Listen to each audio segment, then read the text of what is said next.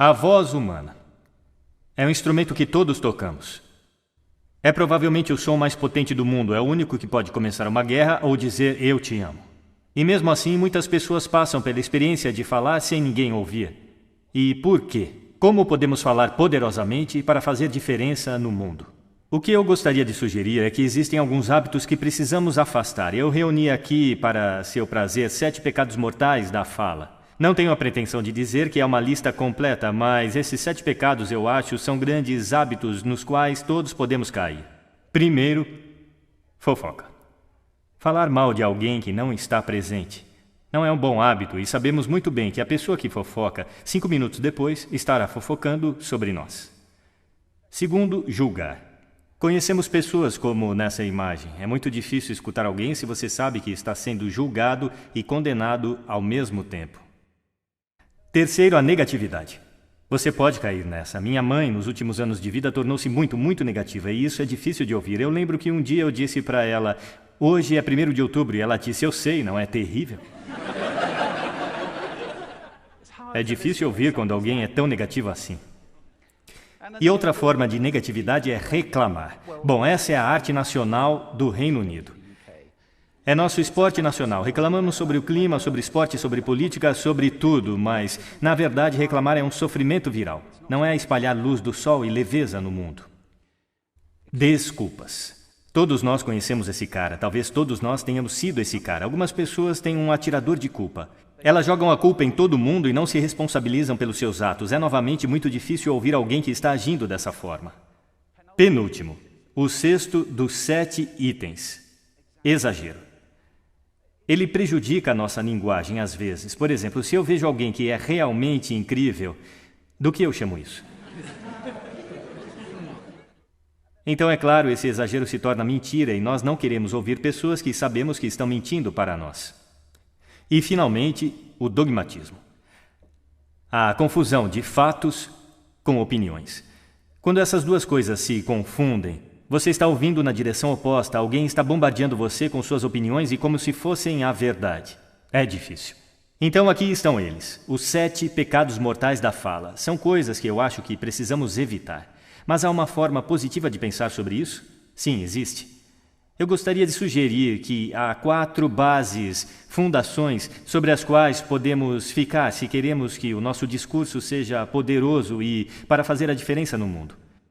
Felizmente, essas coisas soletram uma palavra. A palavra é hail, granizo, e ela tem uma grande definição também. E eu não estou falando sobre o material que cai do céu e o acerta na cabeça. Eu estou falando sobre essa definição. Cumprimentar ou aclamar entusiasticamente, que é como as nossas palavras serão recebidas se ficarmos sobre essas 4 bases. Então, o que elas representam? Vejam se conseguem adivinhar. O H. Honestidade, é claro. Ser verdadeiro no que você diz, sendo direto e claro. O A é a autenticidade. Apenas sendo você mesmo. Um amigo meu descreve isso como estar sobre sua própria verdade, que eu acho que é uma bela maneira de colocar. O I é a integridade. Sendo a sua palavra, na verdade, fazer o que você diz e ser alguém que as pessoas podem confiar. E o L é o amor. Eu não quero dizer o amor romântico, mas quero dizer desejar às pessoas o bem. Por 2 razões. Primeiro, acho que a honestidade absoluta não pode ser o que queremos. Meu Deus, você está tão feia esta manhã. Talvez isso não seja necessário. Temperada com amor, é claro, a honestidade é uma grande coisa. Mas também, se você está realmente desejando bem a alguém, é muito difícil julgar ao mesmo tempo.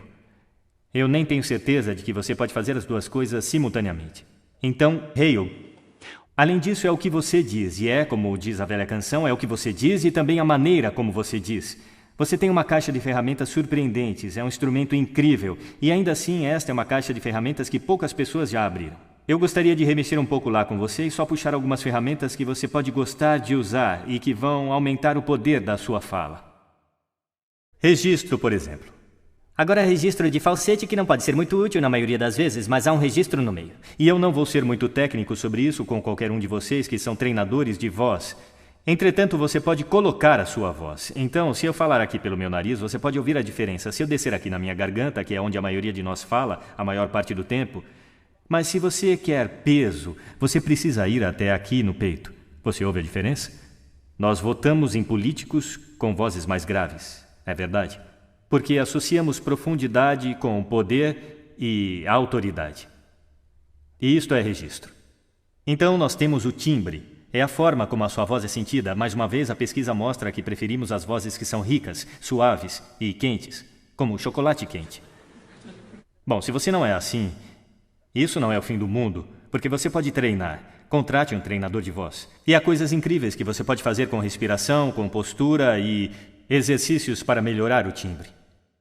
E agora a entonação. Eu amo entonação. Esta é a metalinguagem que usamos para lhes conferir significado. É uma raiz de sentido na conversa. As pessoas que falam tudo em uma nota só são realmente muito difíceis de ouvir se eles não têm entonação alguma. É daí que o mundo monotônico vem, ou monótono, monotom.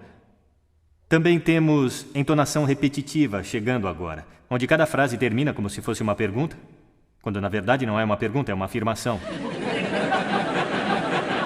E se você repetir essa várias vezes, na verdade restringe a sua capacidade de se comunicar através da entonação, que é uma pena. Então vamos tentar quebrar esse hábito. Ritmo. Eu posso ficar muito animado dizendo algo muito rapidamente, ou eu posso também diminuir até enfatizar. E no final de tudo, é claro, é o nosso velho amigo silêncio. Não há nada de errado com um pouco de silêncio em uma conversa. Não temos que preenchê-lo com uns e ans. Pode ser muito poderoso. Claro, a tonalidade. Muitas vezes vai junto com o ritmo para indicar excitação, mas você pode fazê-lo apenas com a tonalidade. Onde você deixou as chaves? Onde você deixou as chaves? Significados ligeiramente diferentes nessas duas formas. E, finalmente, o volume. Eu posso ficar muito animado usando volume. Desculpe se eu assustei alguém, tudo bem? Ou eu posso fazer vocês realmente prestarem atenção ficando bem quieto. Algumas pessoas irradiam o tempo todo. Tente não fazer assim. É chamado de sodcasting. Isto é impor o seu som às pessoas ao seu redor sem nenhuma consideração. Não é agradável. Naturalmente, onde tudo isso entra em jogo, acima de tudo, é quando você tem algo realmente importante para fazer. Pode ser num palco como este, dando uma palestra, pode ser propondo casamento, pedindo um aumento, discursando em um casamento, seja o que for. Se é realmente importante, você deve isso a si mesmo. Olhar para esta caixa de ferramentas e o motor que vai funcionar, e nenhum motor funciona bem sem ser aquecido. Aqueça sua voz. Na verdade, deixa eu mostrar como fazer isso. Será que todos podem ficar de pé por um momento? Eu vou mostrar os 6 exercícios de aquecimento vocal que eu faço antes de me apresentar em cada palestra. Sempre que forem falar com alguém importante, façam isso. Primeiro, braços para cima, respiração profunda e inspirem. Assim. Mais uma vez. Muito bom. Agora vamos aquecer os nossos lábios. Vamos para... Muito bom. E agora... Igual quando você era criança. Agora seus lábios devem ganhar vida. Vamos fazer o seguinte com a língua, exagerando. Lá. Lindo, estão ficando muito bons nisso. E em seguida agora enrole uma... É como champanhe para a língua. Por fim, eu só posso fazer um. Os profissionais chamam isso de sirene. É muito bom. Começa com o I e vai para o O. O I é agudo e o O é grave. Então você vai...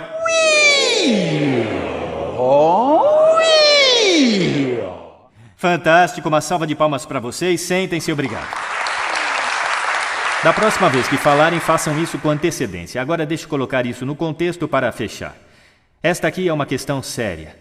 Este é o lugar onde estamos agora, certo? Não falamos bem com pessoas que simplesmente não estão ouvindo num ambiente que tem muito ruído e acústica ruim.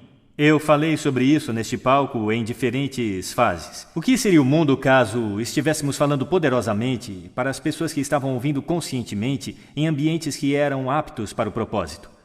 Ou, para fazer isso um pouco maior, o que o mundo seria caso estivéssemos criando e consumindo sons conscientemente e projetando todos os nossos ambientes para o som de forma consciente? Isso seria ótimo. Seria um mundo que soa bonito e aquele em que o entendimento seria a norma. E essa é uma ideia que merece ser espalhada. Obrigado. Obrigado.